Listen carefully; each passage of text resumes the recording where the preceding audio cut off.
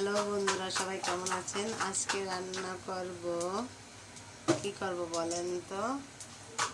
আপনারা সবাই কমেন্ট করে জানান এটা কি মাছ। এই মাছটা রান্না করব। অলরেডি তেল গরম হয়ে গেছে, তাতে দিয়ে দিলাম কালি জিরা আর জিরা ফোড়ন। এটা ভাজা হয়ে গেলে মশলাটা কষাবো। বন্ধুরা, আমরা মাছটা দিয়ে দিলাম, তেলটা গরম হয়ে গেল। আর মাছটা আমরা কিনে খেয়েছি হলুদ, একটু লবণ আর আলা চালের গুঁড়া মেখে নিয়েছি। তো বন্ধুরা দেখেন, মাছটা ভাজা হয়ে গেছে। আর এই মাছটা বেশি নাড়া যাবে না, হালকা একটা নাড়া যেতে পারে, ভেঙে যাবে মাছগুলো। এই মাছগুলো বলে শৌখিন মাছ। আর আমি বলেছিলাম তেলের উপর মশলা দেবো, তো মশলা আসলে পরে দিয়ে দিলাম। মাছটা আগেতে হালকা ভেজে নিয়েছি। এখন দেখেন আমি এখানে জিরা বাটা, আদা বাটা, মরিচ বাটা, ধনিয়া বাটা এটা দিয়ে মাছের ভিতর দিয়ে দিলাম।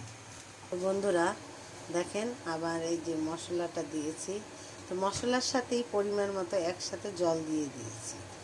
এটা কিন্তু মশলা কষাবো আবার জল দেবো ওই সিস্টেমে হবে না।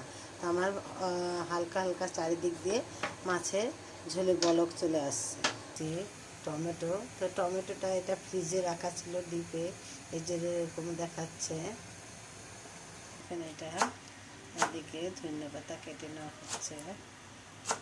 দেখেন মাছের ঝোলটা প্রায় হয়ে গেছে, দিয়ে দিয়েছি ধনিয়া পাতা। আর আমরা একটু এখানে, আপনারা চাইলে একটু ঝোলটা একটু হালকা ঘন করতে চাইলে একটু চালের গুঁড়া দিয়ে দিবেন। আর এভাবে রান্না করে খেয়ে কমেন্ট করে জানাবেন কেমন লাগে।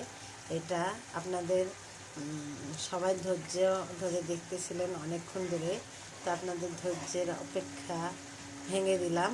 এটার নাম হলো বাটা মাছ। তো এখন রান্নাটা করেছে আমার হাজবেন্ড। আমি আবার এই নদীর মাছটা একটু কম রান্না করতে পারি। আর এই কম না, রান্না করতেই কম পারি না। তো তার কাছ থেকেই যতটুকু শেখা রান্না বান্না। তো আমার চ্যানেলটা আপনারা সাবস্ক্রাইব করতে ভাববেন না, পাশে থাকবেন। তো বন্ধুরা, আমি চুলাটা বন্ধ করে দেবো, কারণ রান্নাটা এবার ফাইনালি শেষ হয়ে গেছে।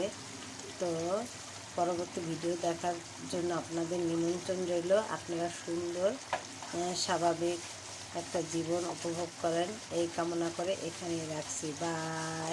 চুলাটাও বন্ধ করে দিলাম।